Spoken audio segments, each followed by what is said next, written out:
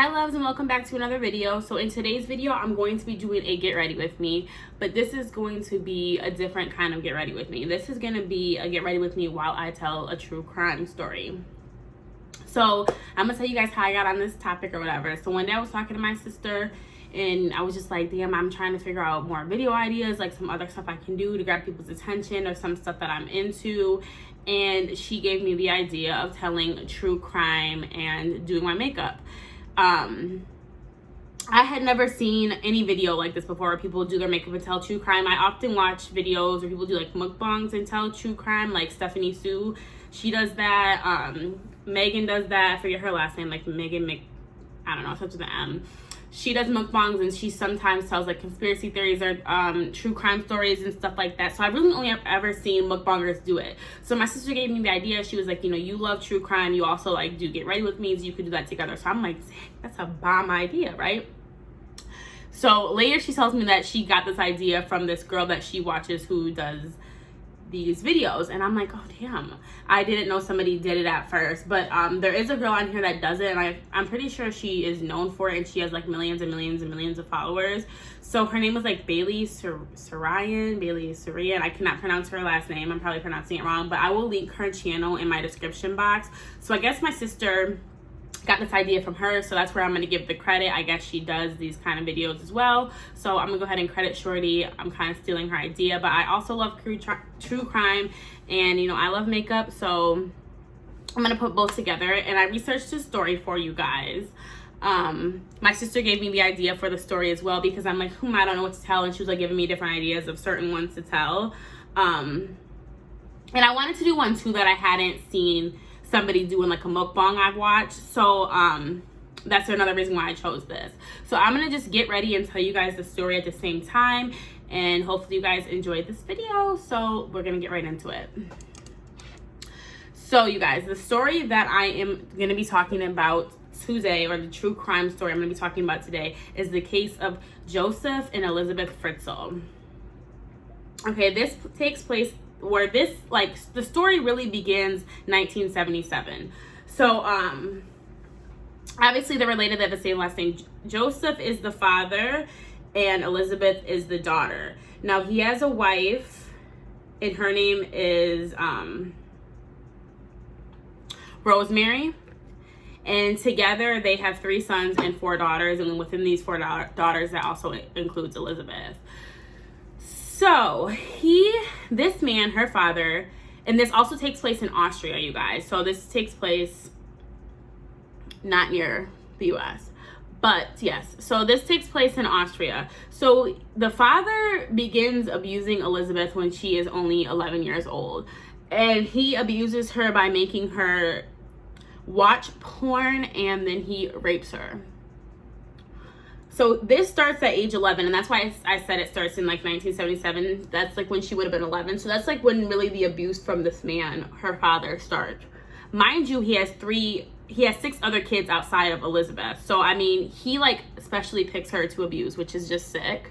I'm not saying like abuse all the kids, because that's sick too, but it's just really sick that you would, like, she probably thought like, what do my brothers, like, you know, like I have brothers and sisters, you don't do this to them, like whatever. So I've gotten this story from different articles. In some articles, they highlighted the fact that between the ages 11 and 17, or like 11 and 18, Elisabeth ran away a lot because of her father's abuse. Now, she didn't tell her mother or anything, at least in the sources I found. They didn't say that she reported the abuse to her mother or anything like that. So I'm just going to assume her mother really did not know that was going on. But she was running away a lot. This is that and the third. So, Joseph began building a cellar underneath their home. So he started building this cellar, and it was supposed to be like his work environment to do his work. So one day, and I wrote down a few notes so I remember some things. So in August, at this point, Elisabeth is 18 years old. So she's finally back home. She's 18 years old, and her dad asks her to help him with a part of building the cellar. Now, the particular part he asked her for help with was putting on the door to the cellar. So she's like, yeah, I'll help you. So she goes down there. She begins helping him put this door on. They get the door on, yada, yada, yada. And he knocks her out with like what they call it, like an ether soaked rag, whatever, knocks her out and traps her down in the cellar that he has been building for who knows how long this man has been building this cellar. So he basically kidnaps his own daughter and puts her in this cellar beneath the family home. Just nuts. Freaking crazy. So obviously he did this. She's missing, right? So the mother starts to get worried about the daughter and she calls the police. Once again, supposedly she doesn't know that he was abusing her. This isn't the third. So the mother is freaking out and they call the police. So the police come and the father is telling the police, you know, she's a runaway. She's run away before. She might have even joined a cult. I heard her talking about that. This, and the third. So this is what the father was telling the police. And I mean, to me, it was kind of believable because she has ran away before. But do we know why she ran away? Because you're sick. He was raping her. But anyway, that's besides the point. So the story was kind of believable with her running away. So this was the story. The police investigated this case, tried to find out where she went, yada, yada, yada. And it ran cold. The case ran cold. They weren't getting any clues, obviously, because Shorty wasn't missing. She was in her own home, just beneath the ground. But anyway, the case ran cold. And I just feel like, I don't know. Things can be done right under your nose. Like, how did the mother not know that this man was abusing this girl, raping her for 7 years, and you didn't know? I don't know. Seems a little iffy to me. But like I said, who really knows? So the case runs cold, yada, yada, yada. So the first 2 years, I believe they said that he had kept her down here. Now, he kept her down here for a total of 24 years of this girl's life, which is just nuts. So reportedly for the first 2 years that he kept her in the cellar, he basically left her alone. He wouldn't visit her. He would just basically like drop her in food and call it a day. Like, she really had no contact with anybody, very minimal contact. And then let me see my notes here.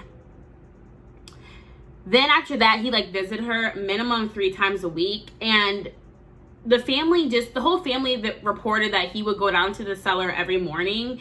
And then the wife said that sometimes he would stay the night, but nobody thought this was suspicious because this is like his workspace. Like, you know, a man's workspace, normally the family, the kids don't go in it. So it was like kind of one of those situations. But if my dude was spending nights down there, let me see what it looked like, because he wouldn't even let anybody down there, of course, because he had his own daughter captured, but he wouldn't even let anybody go down there. So nobody had ever even seen what this cellar looked like. To me, that's suspicious. Once again, like, what's the mother doing? Like, something looked weird. But anyway, he got away with that. So after the 2 years, he starts raping her. Well, I don't know if he ever stopped raping her. They weren't super specific, but he's raping her. So she gets pregnant by her own father as a result from the rapes and molestation. She gets pregnant. First baby she has, it miscarries. Now that is extremely sad. Imagine like being stuck in a cellar, being raped by your father, you get pregnant, and then you miscarry this baby like with no medical help or anything. Like the trauma, I mean the trauma alone, but like the trauma this girl went through is just extremely messed up and sad. So the first baby miscarries. Over the course of 2 years, was it 2 years? Yeah, she became pregnant again 2 years after she miscarried the first baby, and she successfully had this baby. It was a girl, and her name was Kirsten. She named her Kirsten. So she had this baby. She got to keep it. Over the course of time, she had 5 more children. 5 children. So this young lady had a total of 6 kids by her father as a result of rapes over time. And then this is even more sick. So out of those 5 kids, 1 she got to keep down in the cellar with her and her firstborn child.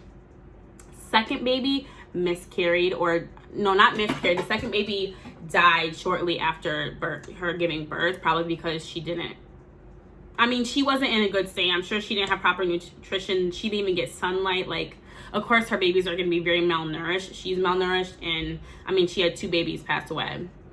And then the 3 out of the 5 new babies, the father took upstairs to go live with the rest of the family. Here is another suspicion.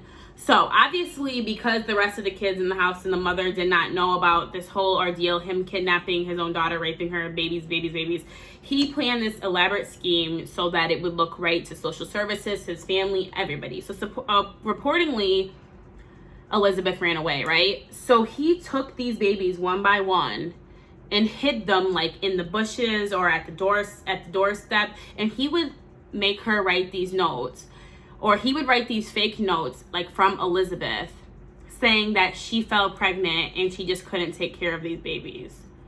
I'm like, what the hell? And somehow the mother just went with it. It was fine with social services because they were reportedly family. I'm like, none of this is weird to anybody. Like, what? Like, you know what I'm saying? Sometimes social services people are just like have such big caseloads, they just don't. Some stuff they just don't pay attention to. But at least the mother, something would have been. How did nothing tip her off? I don't know, but a little crazy to me. So these 3 babies began to live upstairs. They were fine. Social services knew. These were reportedly like his grandparents. So everything was fine with that, right? Which, like I said. And then the rest of the babies just remained in the cellar with her. So her other 2 kids just remained in the cellar with her. And things I wonder is, like, what did he do with that baby that died after childbirth? Like, what did this sick man do with that baby's body? I don't even want to know, but, like, that's just, people are just sick. So, anyway, like I said, he did all this fake thing, social services, everything was cool. So, like I said, he kept her down here for 24 years. So this stuff happened over the course of 24 years. Still no suspicions. She's still down here living this terrible life with raising her kids. So many years later, obviously, Kirsten, the firstborn child, is now 19. So obviously many years have passed. So the firstborn child is now 19, and Kirsten, the child, she becomes super ill, like very, very, very ill. Like, she needs to be seen by a doctor ill. So Elisabeth, the mother, begged her dad, also the father to this girl, to allow her to see a doctor because she was that ill. So after Elisabeth begged and begged and begged, her father finally let this girl see a doctor. So he agreed, and he called an ambulance to come get this girl. So he claimed that he had a note from this little girl's mom, so Elisabeth, just basically saying like what the deal was with her, which once again, that is suspicious. And this is when things really start to pop off. Why is this random girl that probably had no past records at all? She's 19 years old. She's coming to the hospital. This man has a random note from her mother. Just crazy stuff. So the hospital kind of was starting to get suspicious. He couldn't answer any questions. They were like, where's the mother? We need more information. We have nothing for her. They began to grow suspicious, and they actually reached out to the authorities. Which, how the authorities didn't have this understood before, I don't know, but that's what happened.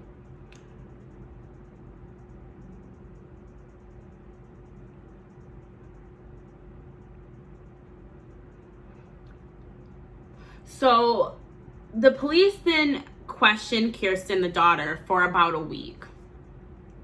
Mind you, this girl is sick. So I wrote down what she actually had. So she actually had kidney failure.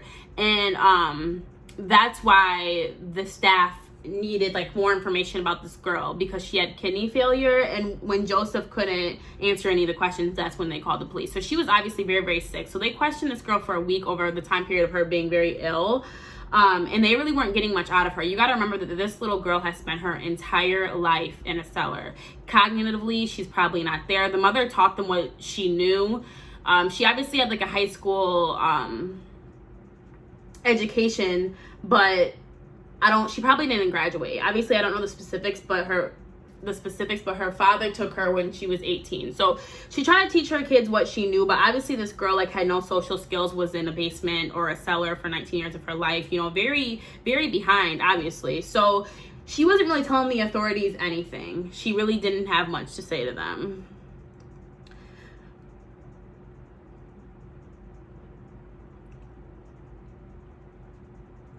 So when they got nothing from her, the police then began to grow suspicious of Joseph again, which, like I keep saying, I don't know why they were never initially extremely suspicious, or over the years with these random children popping up, why did you never get suspicious? I don't know. But they grew suspicious of him again. They started reading these letters that supposedly the runaway letter, the letters that all these babies came from, and they found inconsistencies.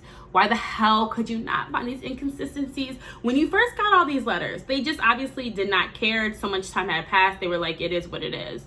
But they started to find inconsistencies in the letters, and they just started growing more and more suspicious of Joseph. So on April 26, 2008, Joseph releases Elisabeth and the children that she has with her. He releases her from the cellar. Mind you, this is 24 years later of being held captive.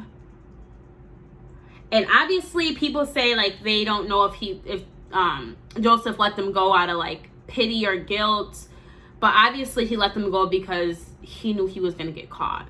Okay, he didn't feel bad. He knew he was going to get caught, and that was pretty much the end of it, so he let them go.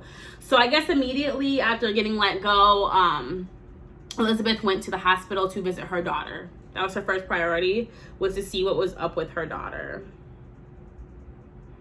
And Elisabeth was taken into custody from there, and she was questioned about everything.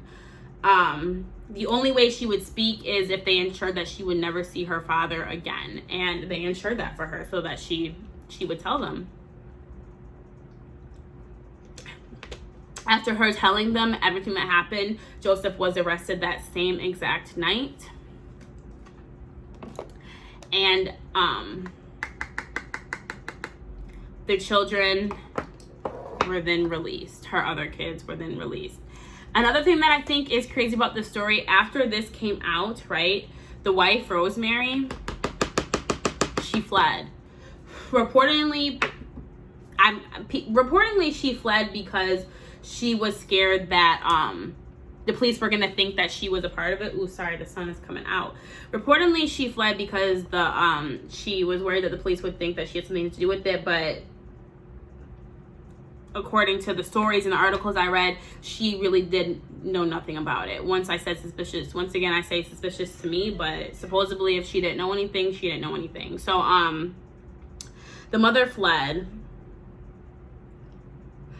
and that was that. After that, she took all her kids, herself, and she moved to a remote area where she was her and her family were surveillance. They made it seem like they were still being surveillance. And she nor her family will talk to any reporters. They did say they went to get psychological help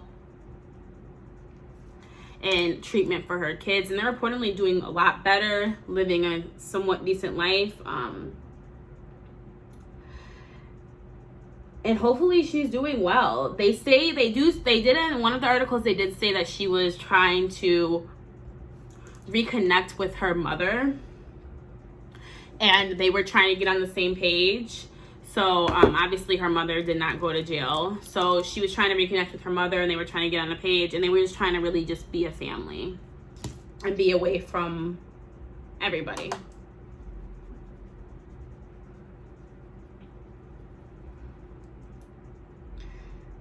This story is just so crazy to me. Just like, how did nobody ever gross. Like, I don't know, especially the mother for me. Like, nobody was ever suspicious of anything. Like, and none of her brothers or sisters were ever, like, molested. This man just solely molested just her. You know, normally, like, when your father is, like, a rapist and you have siblings, like, he kind of plays with them all. Not to say that like that, but he kind of does. Rapists usually, in most stories, I feel like they do kind of molest or rape more than just one. But I mean, it's very possible he just kind of picked her out, because there's a lot of stories out there like that too, like where like they just pick out one kid to like really abuse. I don't know.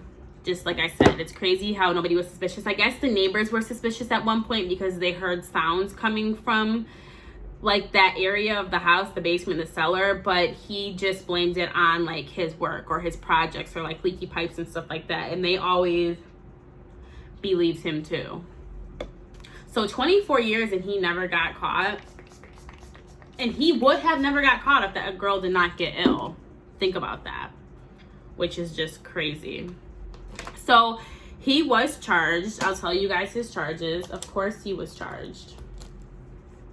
So he was charged with murder. The murder is for the firstborn child and the child that died. Obviously, if she would have had proper care and a proper pregnancy and a proper birth, those children most likely would have not passed. So he was charged with murder, as he should be. He was also charged with rape and kidnapping, false imprisonment, incest, and slavery. So he racked up him a good amount of charges, which, like I said, obviously he deserved every last charge he got.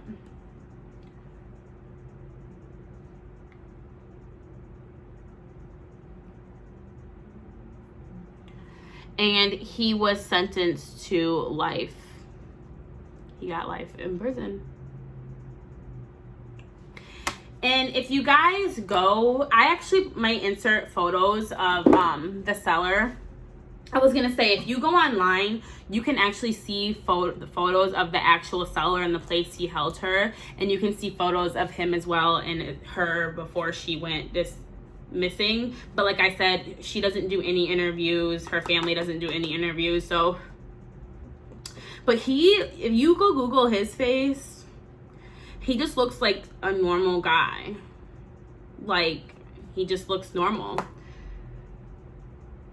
It's just crazy to see. It's just so crazy to me that somebody could do that to their own kid, your own flesh and blood. It's just sick. People are sick.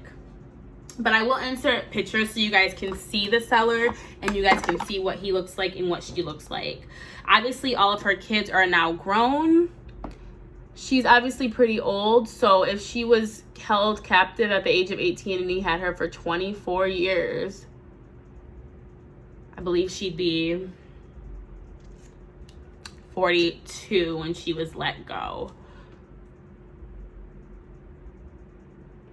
And she was let go in 2008. So, you know, by now she's like in her 50s, 60s. Her kids are obviously all grown up.